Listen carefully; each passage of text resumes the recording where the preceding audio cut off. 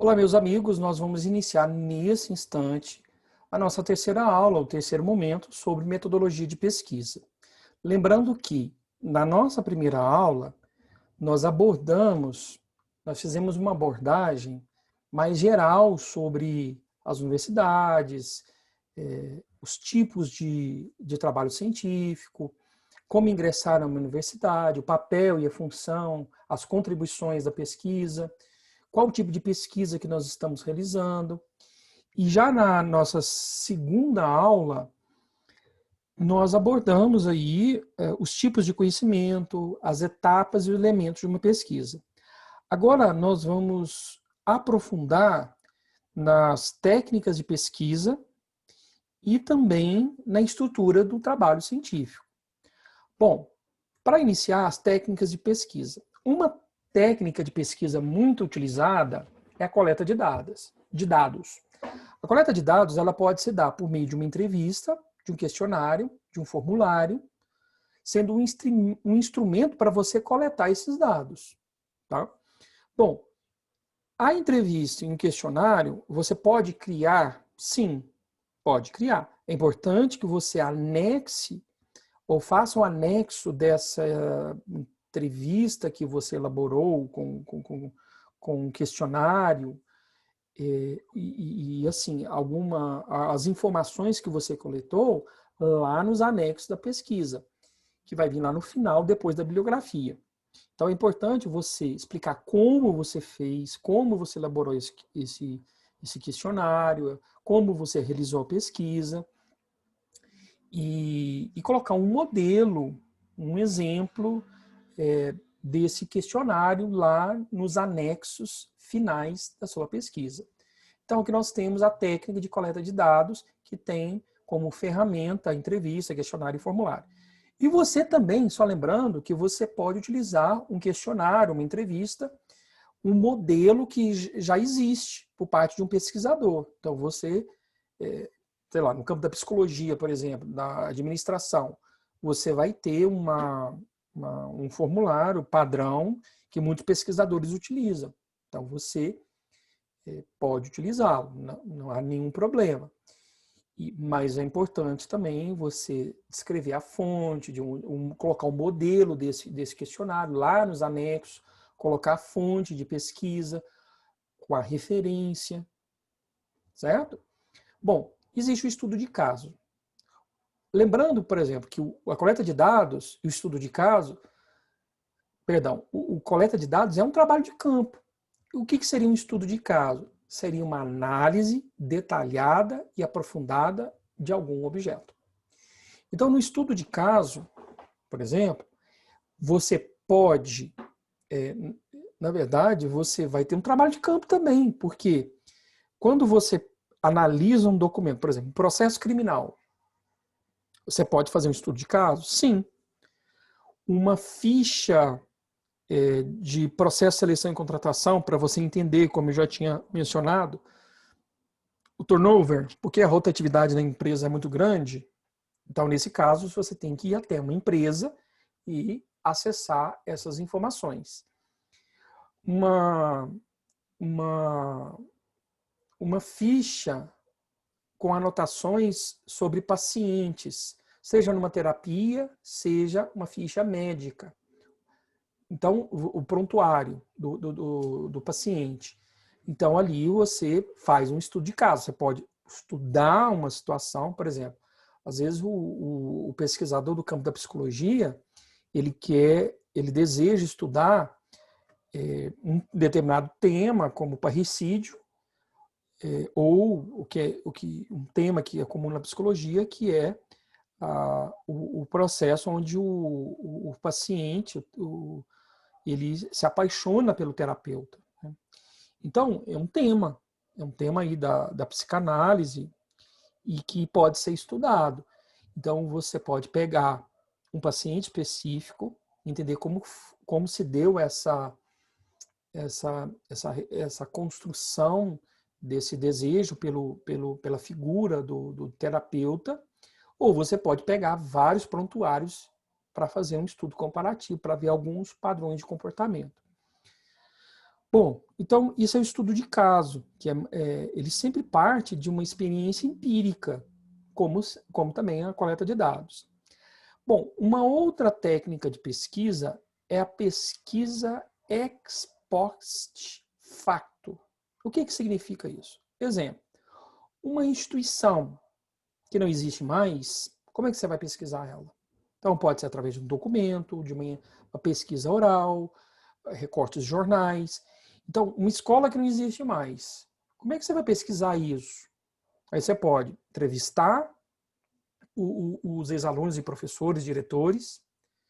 Você pode estudar através de fotos, de reportagens jornalísticas da época. Então, seria uma pesquisa destinada, uma pesquisa que leva em consideração um objeto que não existe mais.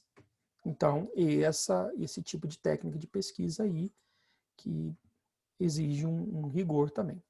E aí, tem o item 4 e o 5, eu vou falar do item 6 primeiro, para depois fazer uma comparação entre o 4 e o 5.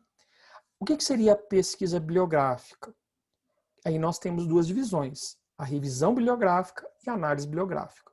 Ou você pesquisa tudo sobre o assunto, ou faz uma seleção. São reflexões, análises, problematizações a partir de um objeto, de um tema, de um assunto.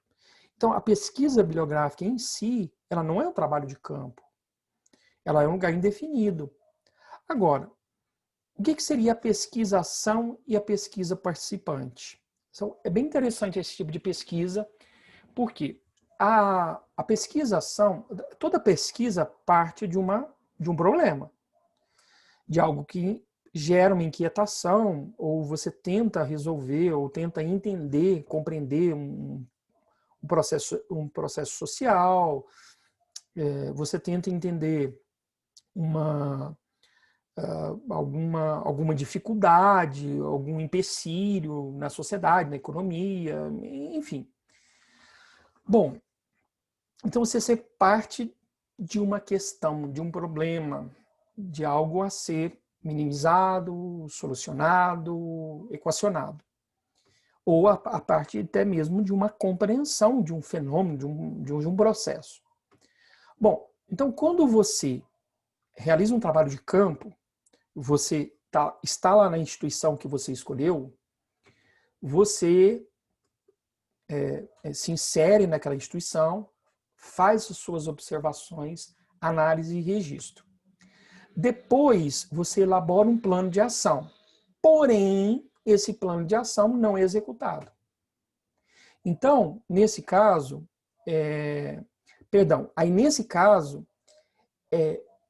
você desenvolve um plano de ação e faz uma intervenção. Quando você observa, vamos lá, observa, registra, analisa, desenvolve um plano de ação, executa o plano de ação, coleta os dados para fazer análises e considerações finais, ou chegar a uma determinada conclusão, essa é pesquisa-ação. Ela vai do começo, meio e fim. Então, ela é interessante. Existem muitas pesquisas aí no campo da antropologia. Bom, e o que é a pesquisa participante? Ela tem o mesmo processo da pesquisação. Porém, qual é a diferença? Para no plano de ação. Então, o pesquisador vai lá para a instituição, trabalho de campo, ele se insere naquele contexto, naquela empresa, naquela instituição religiosa ou escolar, um exemplo só, ou um hospital. Ele identifica como se dá as questões, as relações ali, identifica os problemas, os conflitos, de repente, registra isso, organiza, desenvolve um plano de ação, esse plano de ação bem detalhado, o que, como, quando, quem, onde. E esse plano de ação não é executado. Então, é a pesquisa participante. Então, a pesquisação é começo, meio e fim. Só para uma questão didática. E a pesquisa participante, ela é começo e meio. Ou seja, não vai ter a execução do plano de ação, não terá a coleta de dados a partir do plano de ação e nem a análise e considerações finais sobre esse plano, a execução desse plano de ação. Então, são duas pesquisas que têm um vigor e uma contribuição muito grande em qualquer área. Tá? Então, eu apresentei para vocês agora algumas pesquisas, que a gente pode, algumas técnicas, perdão, como a coleta de dados, o estudo de caso, a pesquisa ex post facto, a pesquisa bibliográfica, a pesquisa participante e a pesquisação. Bom, e como é a estrutura de um trabalho? Basicamente, você vai ter, aí serve para dissertação, doutorado, artigo, um pôster, tá? Vai sempre ter essa estrutura. Você vai ter o título do trabalho, lá o nome do orientador, perdão, do orientando, do orientador, o resumo do seu trabalho que você sempre faz no final, as palavras-chave e depois você vai estruturar o seu texto. Então, nesse momento aqui, nós vamos ter uma prévia explicação sobre produção de texto. Então, o que você faz na introdução? Lembra dos elementos de pesquisa? Você vai apresentá-los aqui. Então, geralmente, o que eu sugiro? Aí é claro que é no campo da sugestão, não é uma regra. Mas é claro, você não vai apresentar os elementos da pesquisa lá no final ou no desenvolvimento da pesquisa, não faz sentido. Você vai fazer ali, geralmente, na introdução. Tá? Então, a pesquisa parte de algo geral para uma coisa específica. Então, eu sugiro que no início de um trabalho, qualquer que seja, mesmo no campo das exatas, fazer uma contextualização, que pode ser uma contextualização social, política, econômica, cultural. Então, você faz essa contextualização, tá, para situar o seu tema e objeto, apresenta alguns conceitos básicos da sua pesquisa, porque nós devemos partir do princípio que o leitor do seu trabalho é uma pessoa que não entende do assunto, é um leigo. Então você tem que se colocar não no papel apenas de quem escreve, mas na perspectiva de quem está lendo o seu trabalho. Então você faz essa contextualização geral na introdução, apresenta algumas definições e conceitos básicos, e aí vem algo que é muito importante. Apresenta os elementos da pesquisa, ou seja, qual que é o seu objetivo central? Quais os objetivos específicos? Qual o tema, o objeto, as suas justificativas? Qual é o seu arcabouço teórico, metodológico? Como você realizou essa pesquisa? Você descreve, de repente, seu objeto. E você, então, apresenta as hipóteses, a problemática do seu trabalho. Então, a gente já trabalhou na aula número 2 os elementos da pesquisa. Então, são aqueles elementos que você vai traduzir na forma de parágrafos. Então, qual vai ser o tamanho da introdução? Depende. Se for um pôster, você tem que fazer uma coisa mais resumida, algo mais resumido. Se for uma dissertação, aí, 15 páginas, 20 páginas. Se for um TCC com 30, 40 páginas, aí você pode usar umas 6, 7 páginas. Qual é a parte maior do seu trabalho? É o desenvolvimento. Tá? Então, Luiz, mas eu posso colocar essa contextualização no desenvolvimento? Pode. Essa conceituação no desenvolvimento? Pode. Não existe regra. O que eu estou colocando aqui para vocês, com base na minha experiência, no campo da sugestão, vocês podem fazer esses procedimentos aqui. Isso ajuda muito a estruturar o texto. Então, aqui seria a introdução. Lembrando, a sugestão que eu dou. Contextualização, apresentar os conceitos, apresentar os elementos da pesquisa. Agora, no final aqui, desses slides, eu vou fornecer para vocês alguns temas que vocês podem trabalhar na contextualização. Então, por exemplo, na área de saúde, vamos pensar assim, na questão da pandemia. Então, será que existe uma relação, por exemplo, aí depende do que você vai pesquisar também. Então, por exemplo, quais são os impactos, descrever os principais impactos, o objetivo dessa pesquisa consiste em descrever os principais impactos socioeconômicos da pandemia da Covid-19. Então, você tem que partir do pressuposto que você está dizendo ou fazendo sua análise a partir de Brasil, América Latina, mundo. Será que você aumenta a desigualdade social, mas essa desigualdade social ela já existia? Os impactos maiores são sobre quais populações? Seriam sobre as populações de cor preta, os negros? Seriam sobre quais regiões do Brasil, norte, nordeste, que existe esse impacto maior? Então, é importante você fazer uma contextualização. Pode ser política? Pode. A politização da pandemia. Quais são os problemas, as dificuldades enfrentadas pelos agentes de saúde no contexto da pandemia? Quais são os impactos psicológicos da pandemia nos relacionamentos interpessoais, ou seja, no contexto familiar, mas também intrapessoal, ou seja, muitas pessoas estão desenvolvendo síndrome do pânico, ansiedade, depressão, o aumento do suicídio, por exemplo. Entende? Então você tem que partir de um contexto geral. Agora, o que será que contribuiu para essa pandemia? Será que seria a devastação da natureza? Porque nós sabemos que grande parte das doenças, ou quase todas, elas estão relacionadas ao comportamento humano, mas também a nossa devastação da natureza. Então, os animais mudam de habitat com a devastação, ou a própria pobreza faz com que certas classes sociais acabem historicamente, ou no contexto atual, desenvolvendo o hábito de se alimentar de certos animais, como porco, morcegos, insetos, etc. Será que esses vírus que estão presentes em animais, eles criam, então, uma adaptação, uma modificação genética para se adaptar ao corpo humano? Porque eles precisam sobreviver, então eles têm a ideia da autopreservação também.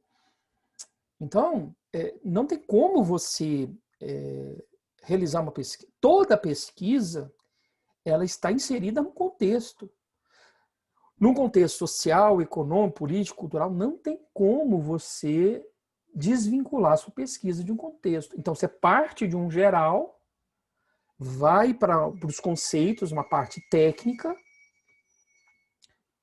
pensando que o seu leitor ele não entende, domina aquele assunto, apresenta os elementos da pesquisa, o que você vai fazer, como você vai fazer, e aí você dá ao seu texto uma retórica, uma legitimidade científica. Então isso é algo fundamental. A escrita e a estética do seu trabalho, mas a organização das ideias também remete a uma ideia científica. Tá?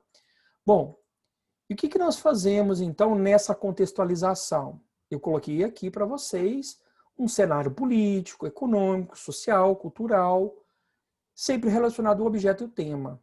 Pode ser um tema temas como otimizar tempo, burocracia, sociedade capitalista, competitividade. Será que a sustentabilidade ela se encaixa na questão da pandemia que eu citei como exemplo? A concorrência, a revolução da informação e da comunicação. Olha que tema interessante. Os avanços tecnológicos, as novas práticas de sociabilidade. Será que as tecnologias da informação desenvolveram novas relações sociais? Claro que sim. O consumismo, a produtividade, o neoliberalismo. Então, esses temas eles atravessam todas as pesquisas. a gestão e empreendedorismo, saúde ocupacional, ergonomia, por exemplo, desigualdade social, lei orçamentária, lei de responsabilidade. Então, redução de custos e gastos, marketing, ética, política, responsabilidade social, que eu já tinha falado, né? Precarização do trabalho, olha, a uberização do trabalho e seus impactos na vida social, o conhecimento técnico, a sociedade tecnicista, a sociedade pragmática, a pós-verdade, as relações de poder, a empregabilidade, políticas públicas, políticas privadas, políticas econômicas e práticas econômicas, gestão de risco, gestão financeira, liderança e gestão, redes sociais, novas tecnologias, responsabilidade ecológica, enfim, inúmeros temas que você pode utilizar na contextualização. Tá? Que servem também como temas para desenvolvimento da pesquisa, que você vai aprofundar neles a partir aí da ajuda, da contribuição dos autores. Certo? E no desenvolvimento? Lembrando que não existe regra, a contextualização ela pode aparecer aí no desenvolvimento. Agora, uma sugestão, os elementos da pesquisa devem estar na introdução, e esse você não pode deslocar ele. Agora, definição, apresentação de conceitos e contextualização, você pode deslocar para o desenvolvimento. Aí vai depender muito do tipo de trabalho, do tamanho da extensão do trabalho, do tamanho da contextualização que você vai fazer. Às vezes uma contextualização de 6, 7 páginas,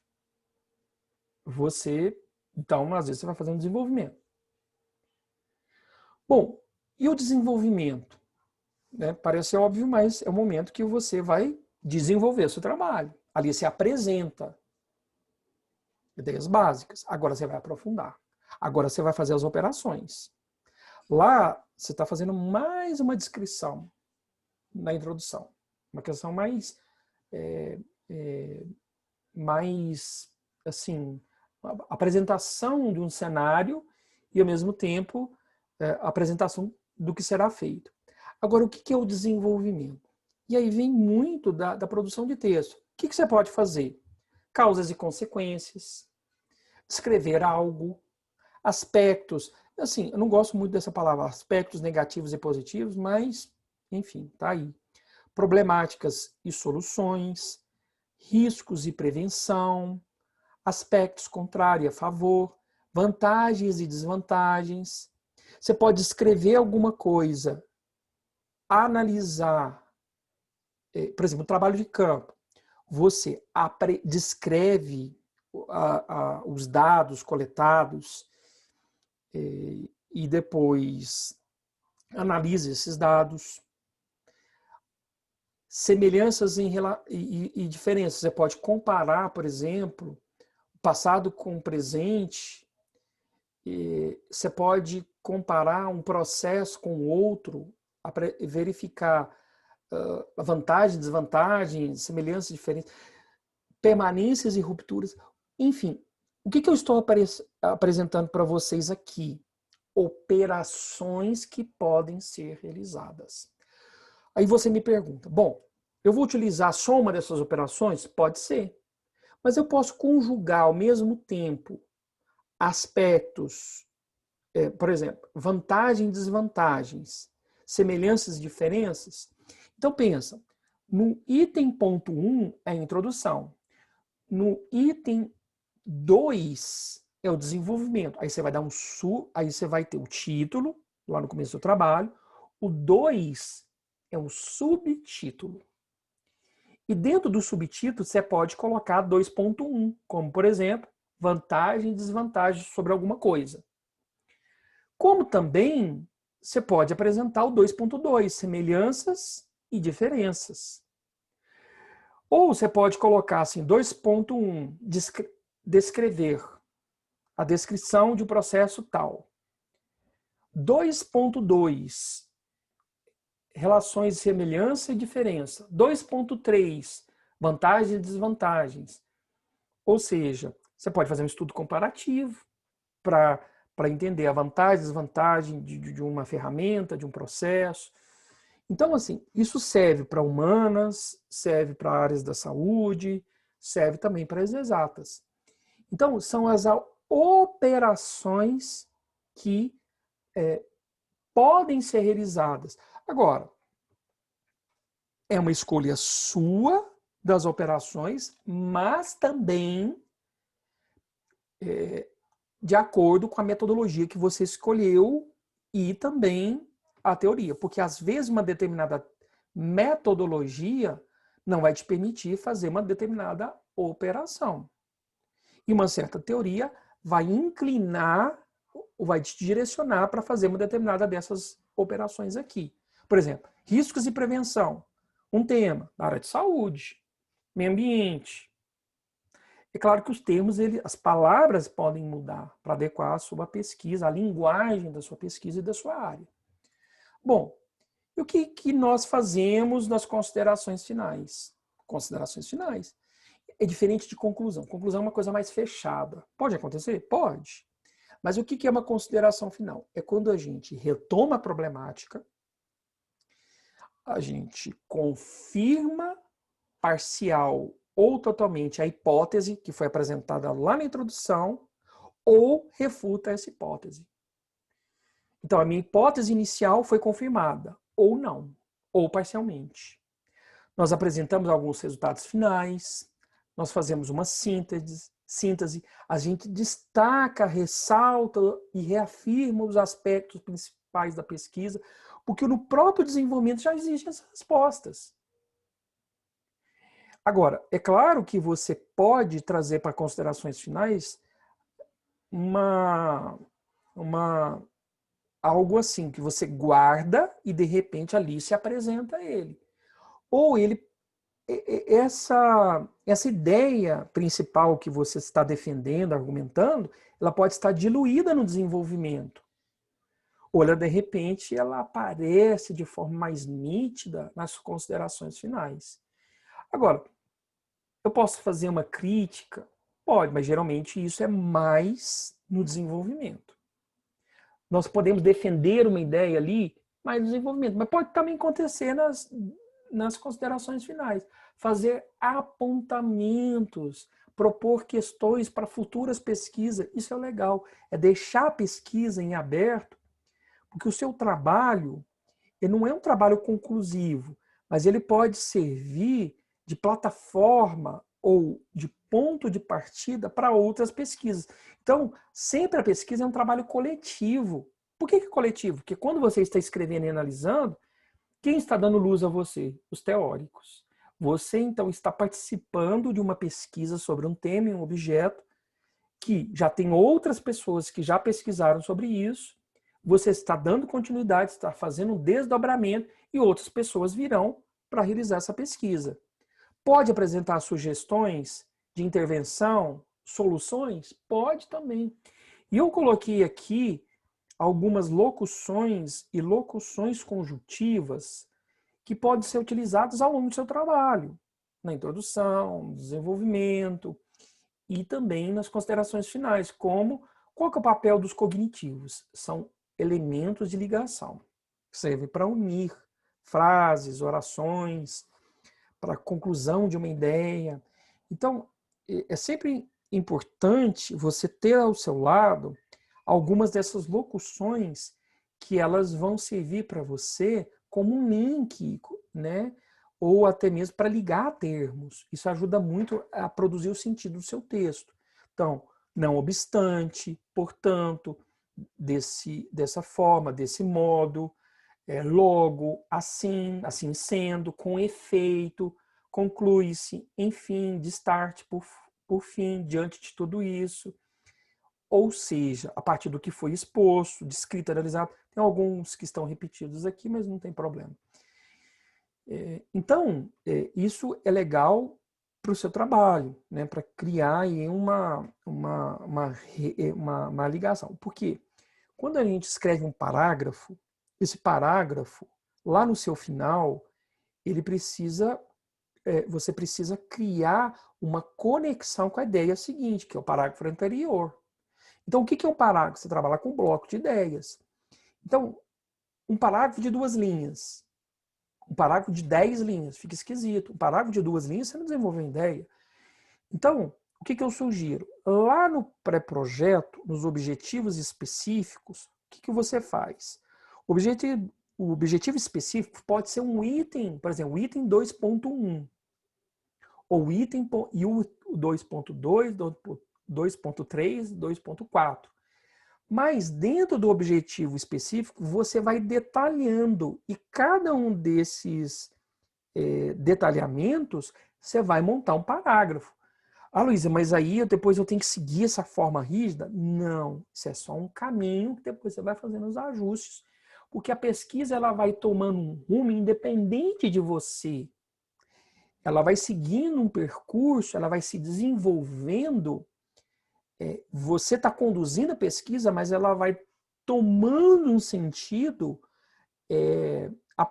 por ela mesma.